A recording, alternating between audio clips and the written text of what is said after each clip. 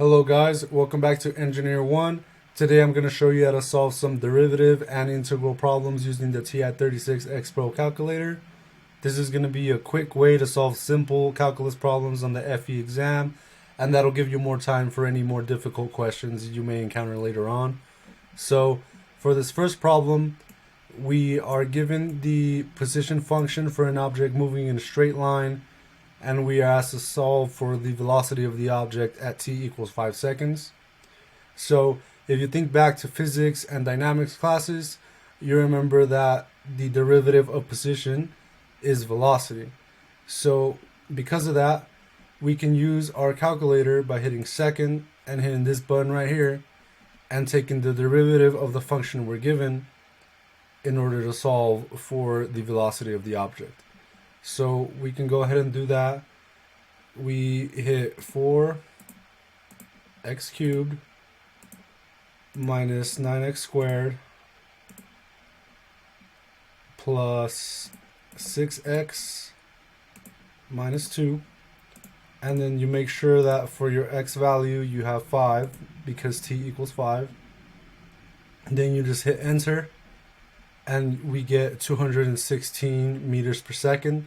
So that's going to be C for this first problem. As you can see, it's really straightforward. Anytime you're given a problem that looks like you might just need to take a derivative, just go ahead and use a calculator because it'll save you so much time.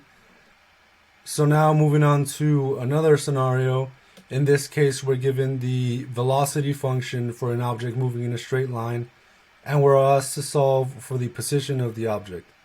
So as we mentioned earlier, the velocity is the derivative of the position.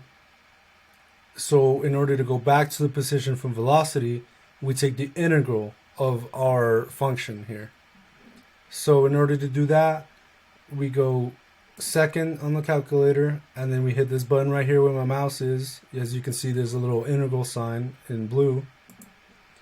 And then we put our parameters for the integral, which is going to be from 0 to 4 seconds. And then we just plug in our function. So it's going to be, in this case, 3x squared minus 6x plus 4. And enter. And we get 32 for the second problem. So that's a really quick way, like I said, to take care of these calculus problems you could encounter on the FE exam. A lot of the times you will get problems like these with elements of dynamics, like we did in this video. You could find these problems in the dynamics section, but there is also even some cases where you're just straight up given an integral to solve for or a derivative to solve for, and the calculator is the best way to do it, because on the FE exam it is crucial to manage your time efficiently. So if there's any problems that you can take care of quickly, you want to do so. So if you want more tutorials on how to solve FE exam problems efficiently and me to cover more concepts in the future, I will be doing all that on this channel. So make sure to subscribe, leave a comment with any suggestions or any feedback, and leave a like. I'll see you in the next video.